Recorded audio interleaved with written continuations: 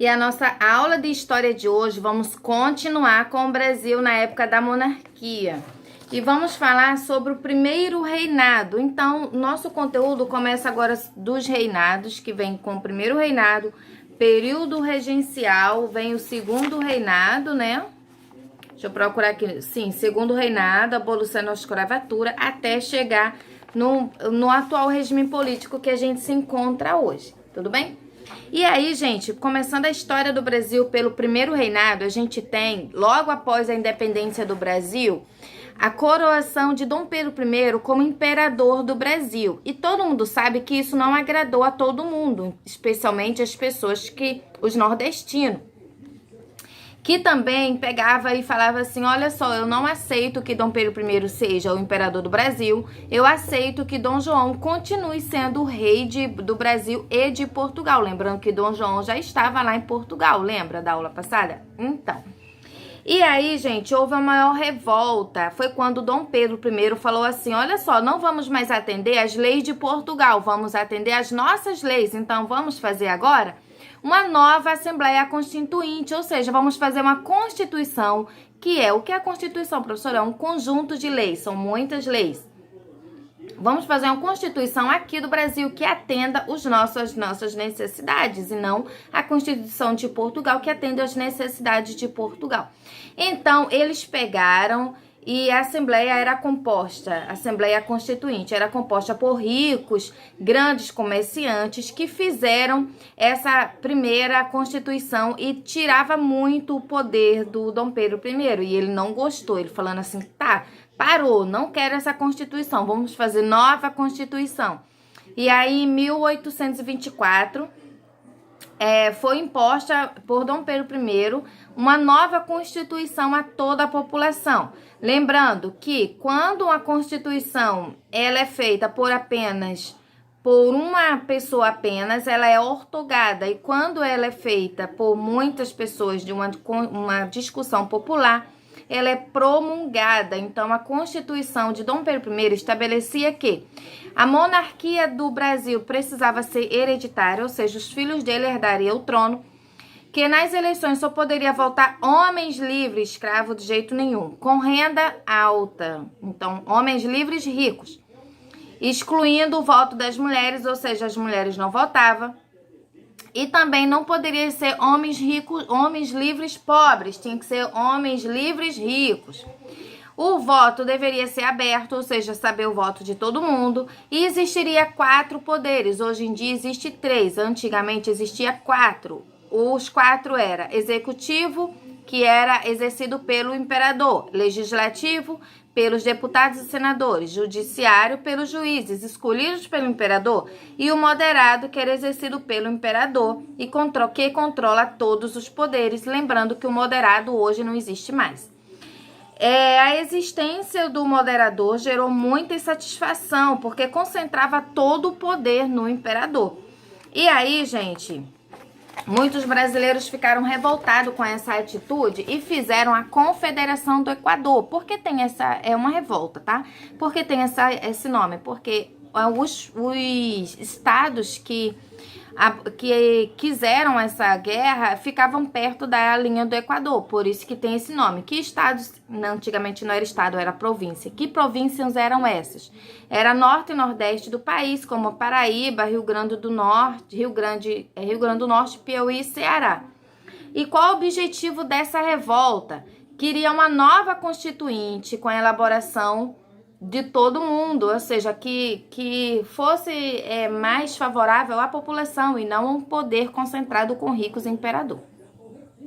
A formação de um governo independente a cada região, ou seja, entregar um governador para cada estado, ou seja, para cada província, acabar com o tráfico de escravos e diminuir a interferência do governo central nas províncias. O líder do movimento era Joaquim do Amor Divino, conhecido como Frei Caneca. Provavelmente vocês vão estudar essa revolta mais detalhada lá no 6º, 7º ano. Aí, em setembro de 1824, as forças de repressão ao movimento de Recife e de Olinda ganharam apenas e as penas impostas aos revoltosos foram muito severas. O Frei Caneca foi enforcado, por exemplo, não é? E depois acabou sendo fuzilado diante da recusa dos carrascos de enforcar, ou seja, ele não foi enforcado. Os carrascos não queriam enforcar um frei, porque falaram que é um pecado muito grande, e aí os soldados tiveram que fuzilá-los. Muito triste, né? Mas é a história do Brasil. E assim, gente, o Frei Caneca ficou conhecido na nossa história como um símbolo de ideal de liberdade, assim também como o Tiradentes, que a gente estudou nas revoltas nativistas, não é isso? E assim, o Brasil virou uma bagunça, virou uma guerra de confederação do Equador, com insatisfação de um povo daqui, de um povo dali. Dom Pedro I não aguentou a pressão e falou assim, eu vou embora, vou aproveitar que o meu pai, Dom João, morreu lá em Portugal, vou lá assumir o trono. E a única pessoa para ele deixar aqui era Dom Pedro II, que só tinha 5 anos de idade. Então, no dia 7 de abril de 1831, ele abdicou o trono, foi embora para Portugal, deixou seu filho com um tutor, que é um responsável, que era José Bonifácio. E José Bonifácio ficou respondendo as coisas sérias do país, porque ninguém poderia entregar as coisas sérias do país para uma criança, não é isso? E aí, esse tutor ficou conhecido como regente. Então, o primeiro regente de Dom Pedro II foi José Bonifácio. Lá em Portugal também não estava lá grandes maravilhas. E Dom Pedro I abdicou o trono lá também, deixando o trono com a sua filha Maria da Glória, Dona Maria da Glória, em 1852. E tem uma curiosidade aqui para vocês, que eu acho que eu bem já falei para vocês no ano passado, mas não vale, não custa nada lembrar novamente, não é? Que o nome do Dom Pedro I ele tem 18 nomes. Então, o nome dele é Pedro de Alcântara, Francisco Antônio, João Carlos Xavier de Paula, Miguel, Rafael, Joaquim, José, Gonzaga, Pascoal, Cipriano, Serafim, Bragança de Bourbon. Meus amores, ele tem 18 nomes, é muito nome, imagina ele sendo alfabetizado. Significa dizer que quem tem muito nome tem muito dinheiro. Antigamente era assim, quem tinha muito nome tinha muito dinheiro. E aí, meus amores, eu peço que vocês respondam as atividades que estão na página 69, 70 e 71, são muito fáceis. Então, no primeiro, vocês vão só colocar a ordem aqui, ó, em que acontecem os fatos. Então, a primeiro fato, você coloca número 1, segundo fato, número 2.